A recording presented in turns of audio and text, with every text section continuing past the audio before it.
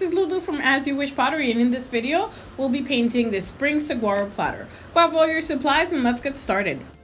Alrighty, so on the back of your lesson plan, there will be a traceable image, so all you gotta do is use a pencil to sketch the design on top of some tissue paper.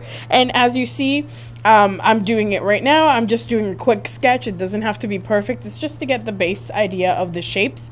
And then I'm gonna put the platter down and I'm gonna set the design on the top of the platter, and you're gonna see that the lines don't quite meet to the edge of the platter, but what I'm gonna do is I'm gonna trace my image first and then I'm gonna use a pencil and finish those lines. So right now I'm just using a Sharpie marker. The Sharpie marker will disappear after the piece is fired. For right now, what I need is just to get those shapes onto my platter. So this doesn't have to be perfect or anything of the sort. Just follow the lines as you see. And then now I'm going to grab my pencil and I'm just going to connect that line from the traceable all the way to the edge of the platter. So that way it's easier for me to paint and know where I'm painting and where I'm not painting. Then I'm going to move on and I'm going to start painting my cactuses. I'm going to use the color Lime Ricky, and I'm going to use about 2 coats of Lime Ricky painting each of the cactuses. I'm going to be using my round brush, and just keep in mind sometimes the paint is going to dry out. So what I like to do is I like to dip my brush in a little bit of water and then pick up paint that way. Then I'm going to paint 1 coat on each cactus. So I'm going to do 1 coat on 1 cactus, move on to the next one, paint 1 coat again. And all the way through till I finish on my 3rd cactus, and then I will go back through and paint that 2nd coat on top, just to make sure the color is even and that I've allowed enough time for everything to dry. So that way the paint can layer properly.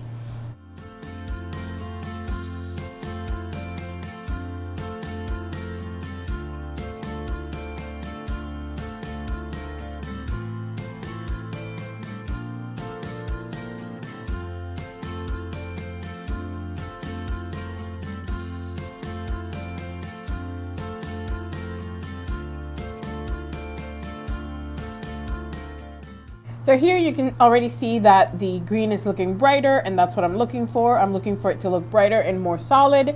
So just be aware that I will heavy load my brush at this point. If you don't feel comfortable doing that, that's totally okay. If you're afraid of paint dripping, totally fine.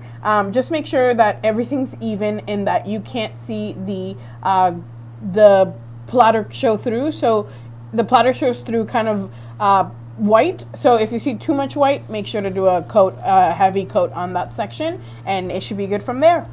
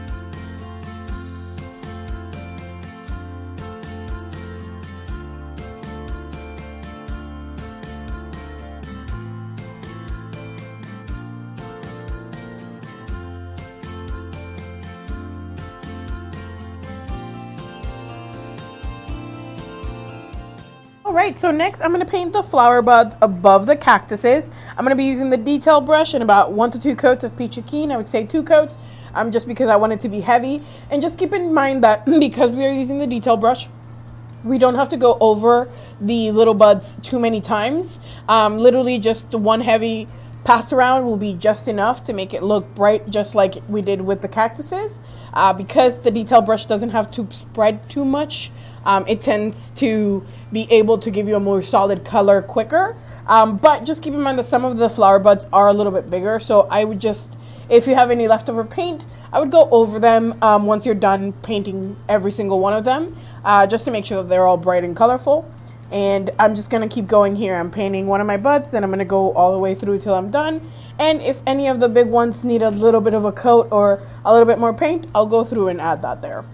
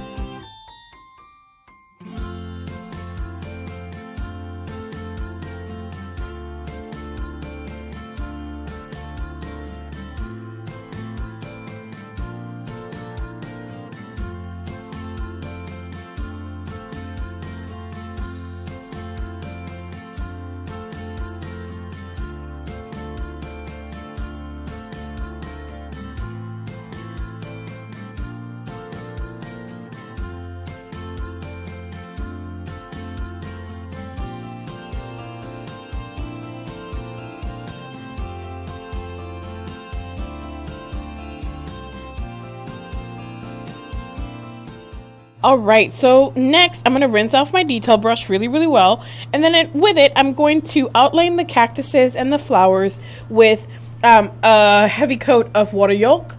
And the reason I'm using the detail brush is because it gives me the best control. I'm kind of trying to create a heavy or a well-coated picture here, right? So I want to ensure that the edges closer to the cactuses look really nice and clean, and that's the reason I'm using the detail brush, just because, you know, the other brush is a little bit larger, so it gets a little kind of messy, and I'm not looking for messy in this project. I want to keep it just as clean as possible, and I really love this color, so I'm trying to make sure that everything around the cactuses is well coated and looks just as bright as the cactuses will look, right?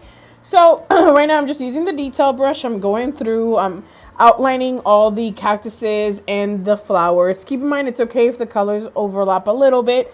That's totally okay. I'm just trying to paint as close to those other colors as I can. Sometimes I will dip my brush in a little bit of water and stir it into the paint, just because if you painted pottery before, you know that some of our paint colors are a little thicker, or some of our glazes, right? They're a little thicker. And even though that's okay, at all the time, there's no problem with it. I prefer to do like tighter things and smaller details with a little bit more runny paint. So what I do is I just dip my brush in water, and then I stir into the corner that I'm picking paint from.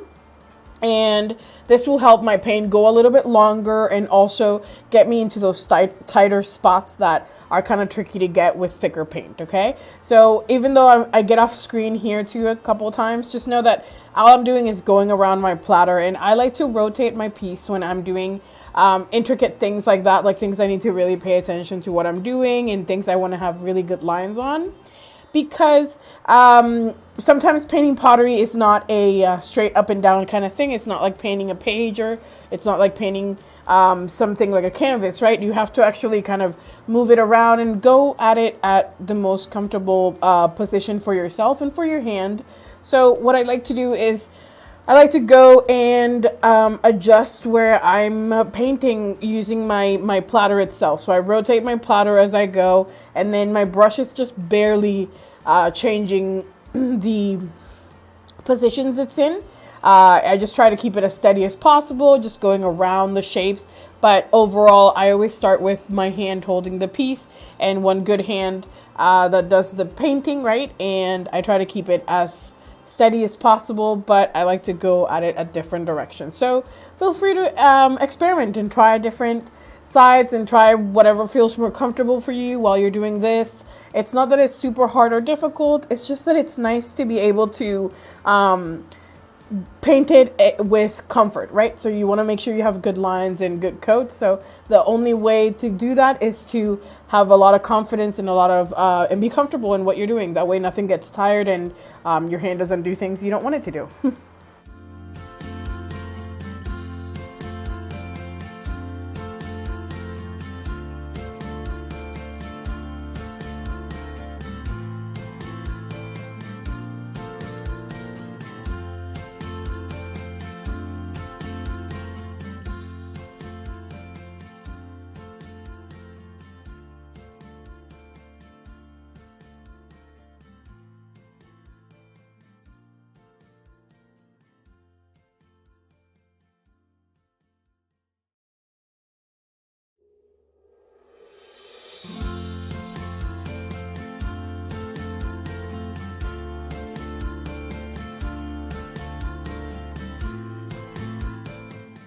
All right, so now that all my cactuses are outlined with the yellow, I'm going to switch out to my round brush. And it's just a medium brush, and all I'm doing now is just painting the spaces around the cactuses, all those areas that were left unpainted. I'm going to go in and I'm going to do 2 coats using that medium brush. And as you see, same rule applies. Do 1 coat and keep going through the platter, and then once you're done all the way, go ahead and start again from where you started and paint another coat. And the reason we do this is because it allows the paint to dry, and it attaches itself better to itself if a layer is already dry, right? And since we're trying to cover a lot of ground, we want to make sure that everything's even, so we don't want to get lost or confused and forget where we were or how many coats we've painted. We want to make sure that everything's well coated, so I'm just going to go around and I'm going to do another coat once I'm done in this section here.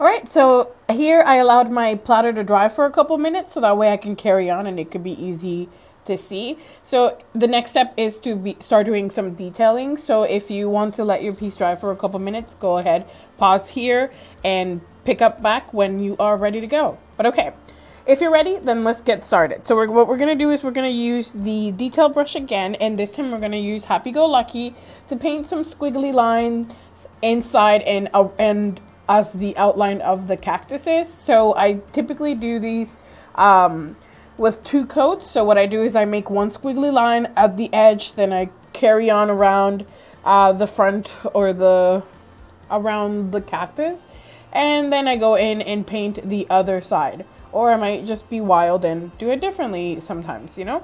But the concept is the same. Just get some wiggly lines, go in, and then go ahead and go over it one more time. And I highly suggest that you don't press your brush too hard. It's okay if there's a difference. Some lines are thinner, some lines are thicker. That's totally okay. But these lines will be outlined with black later on. So we do want the green to show the brightest underneath, and we don't want it to get shadowed by the black.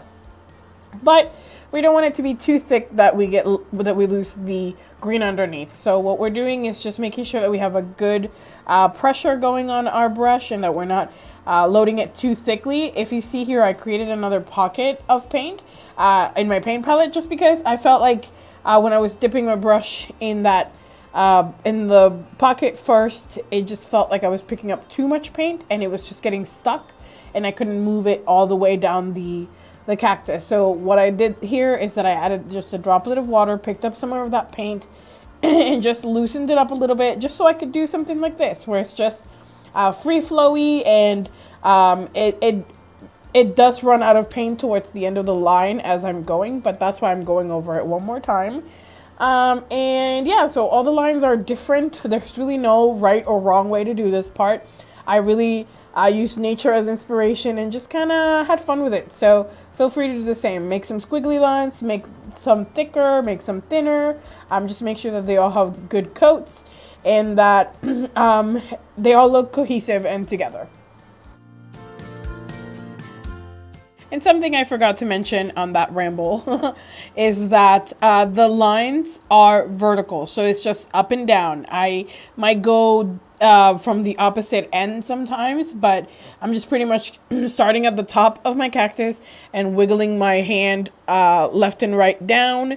And I'm just connecting them wherever they stop. So wherever they stop, go back through and add more paint to your paintbrush and start them again. I also sometimes pick up from the fattest point of the line and then carry all the way down if I've already gone halfway, or if halfway is still thick enough, I just pick it right where I ended and I keep going all the way down.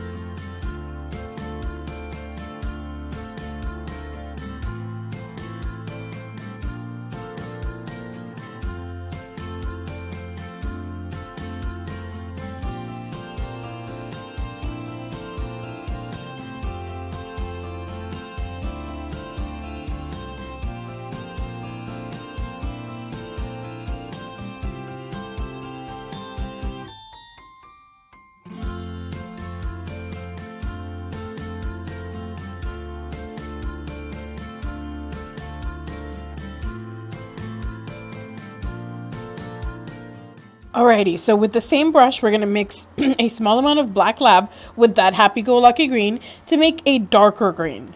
Then what I'm going to do with this darker green is I'm going to paint little X's around the cactuses to symbolize like their spikes, right? So these guys are just around wherever I wanted to add them. You could use the sample on the lesson planner's guide, or you can really add them wherever you like. Just make sure to give them plenty of space so that way they're not all clumped together. But apart from that, put as many as you'd like.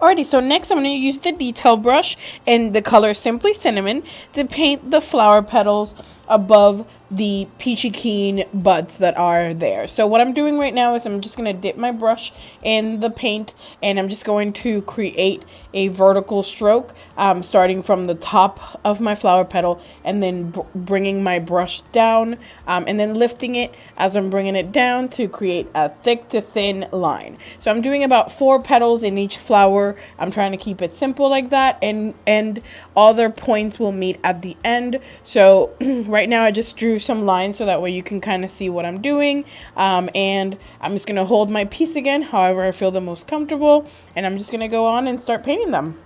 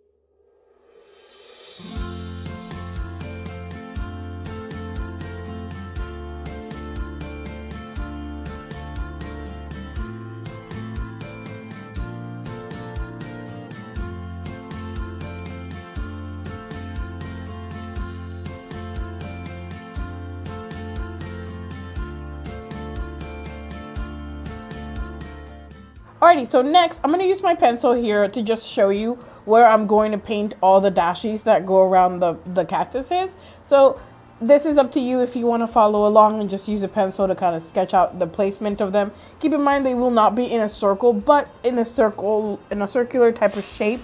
And this is just a good way for me to know like how much space each grouping will take and where to put them, so that way there's no lingering gaps or nothing that no area that doesn't have anything going on. Okay, also to let me know to not go overboard, because I tend to do that sometimes, so it's a good way to control myself.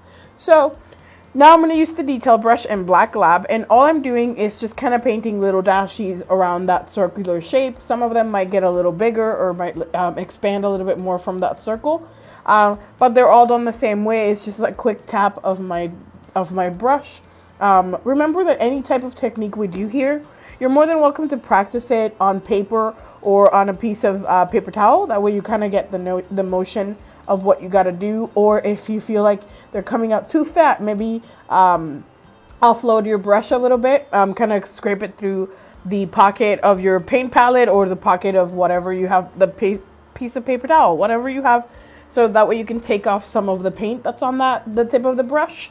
And this is just the easiest way to control your spots. As you see, I try to make as many as I can, but if I feel like my paint is too if my brush is too heavy with paint, I will offload some of it and then start off again with another row of dashes.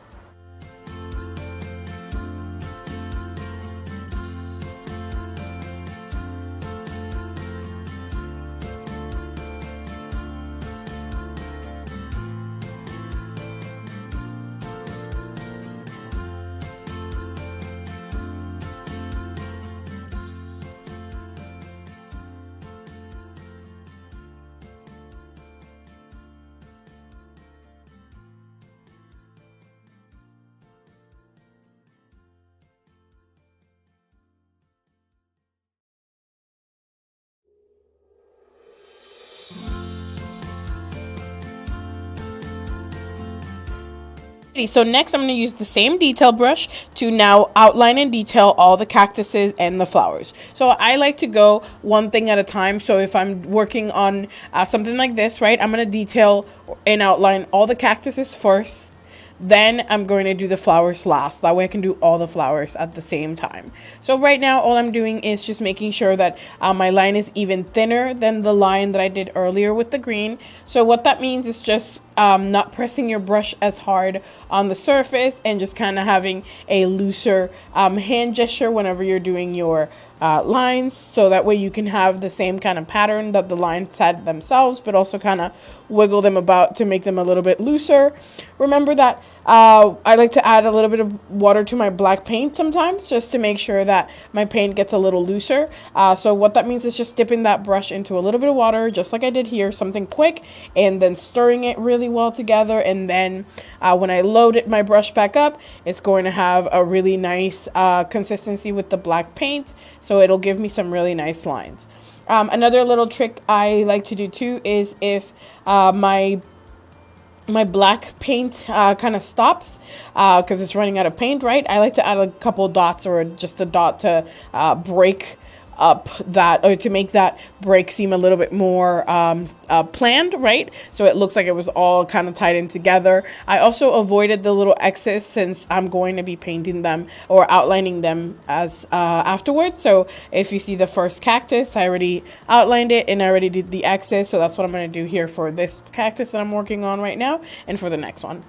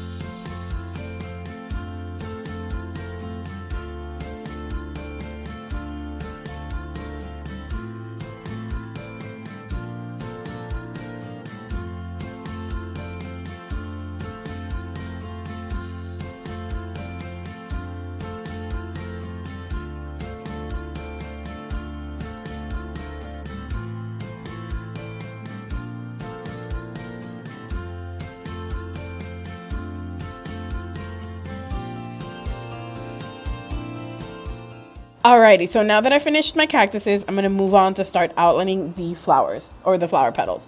So keep in mind, I'm doing it the same way I did the cactuses, kind of the same loose hand motion, but this one is going to be more in the shape of an oval that has a pointy end. So you'll see that I start off one end and then I curve and meet that point back to itself. So, and the easiest way to do this is just to think of it as you're creating kind of a long oval or something like that, and then just make sure that the points end or the points meet at the same place. And remember not to overload your brush or to press too heavily, and you'll be able to get some really nice lines.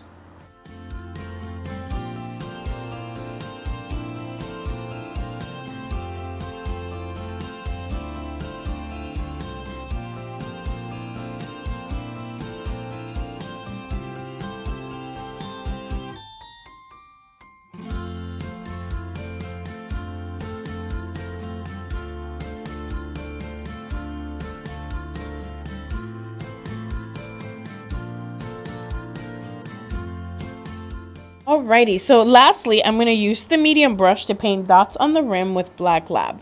Make sure that your paint isn't too watery, just because it will kind of dip into the, or drip into the platter. So here I added a little bit of regular paint, stir that really well. And all I'm doing is just touching the bristles or the tip of the bristles of my brush onto the curved edge of the platter. And it just kind of creates its own little dot or checker line kind of there. So pretty much I'm just going around the platter and just tapping the tip of my brush onto that curved edge, and that's it. I'm just painting a cute little checkered rim with super easy steps.